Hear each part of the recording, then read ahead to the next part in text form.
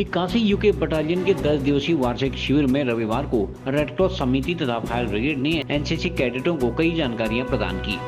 Red cross समिति के सचिव आलोक पांडे ने बताया कि एनसीसी कैडेटों का डाटा तैयार किया जा रहा है। इसी के तहत सभी कैडेटों का ब्लड ग्रुप पता लगाने के लिए शिविर लगाया गया है।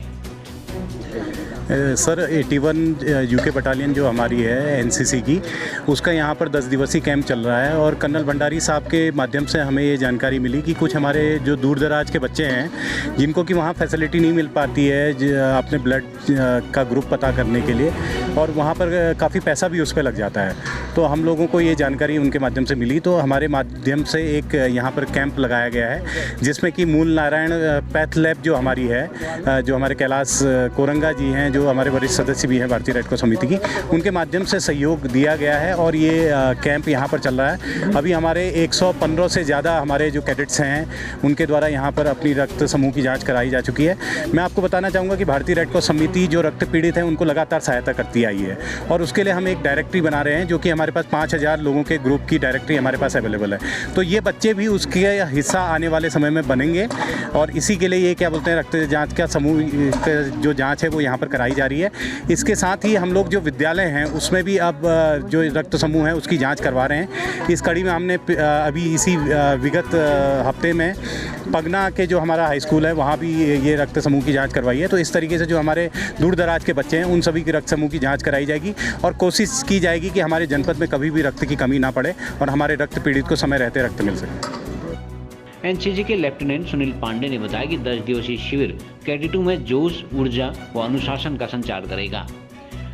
तो सर्वप्रथम आपके शिष्यन को धन्यवाद देना चाहता हूं कि आपके द्वारा जो हमारे बच्चों के द्वारा 10 दिवसीय वार्षिक शिविर यहां पर चल रहा है बागेश्वर डिग्री कॉलेज में, जिसका आज 7वां दिवस है और यहां पर हर दिन कुछ नई गतिविधियां और नए प्रशिक्षण बच्चों को विधाएं बताई जा रही हैं, जिसके लिए भविष्य के लिए एक अच्छे नागरिक पैदा हों।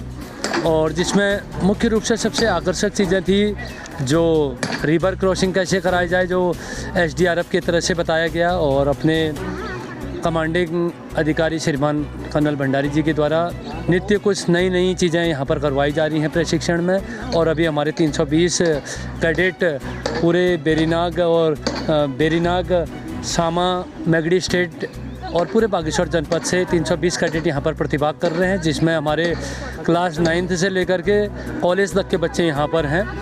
और आज अपने जनपद रेड क्रॉस की ओर से बच्चों को उनका जो ब्लड ग्रुप निःशुल्क यहाँ पर जांच किया जा रहा है।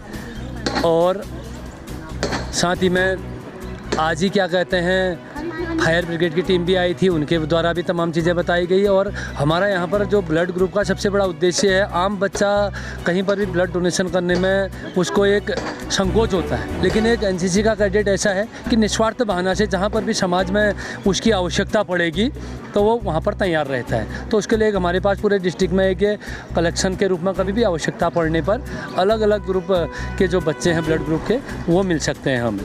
और भी अगले 3 दिनों में बहुत सारी चीज़ें यहाँ पर होनी है और यहाँ के पूरे टीम का निरंतर सहयोग चल रहा है और बच्चे काफ़ी खुश हैं। हर दिन नई गतिविधियाँ हो रही हैं, जिसके लिए सारे बच्चे खुश हैं। जय हिंद, जय। शिविर के दौरान कर्नल रवीन भंडारी ने कैडेटों को कई जानकारियां प्रदान करते हुए कहा कि वार्षिक शिविर से कैडेटों को काफ़ी लाभ होता है। ये बागेश्वर में हमारा एनसीसी का 10 दिन का वार्षिक कैंप चल रहा है। तो ये साल का लास्ट है, इससे पहले 2 कैंप हम करा चुके हैं।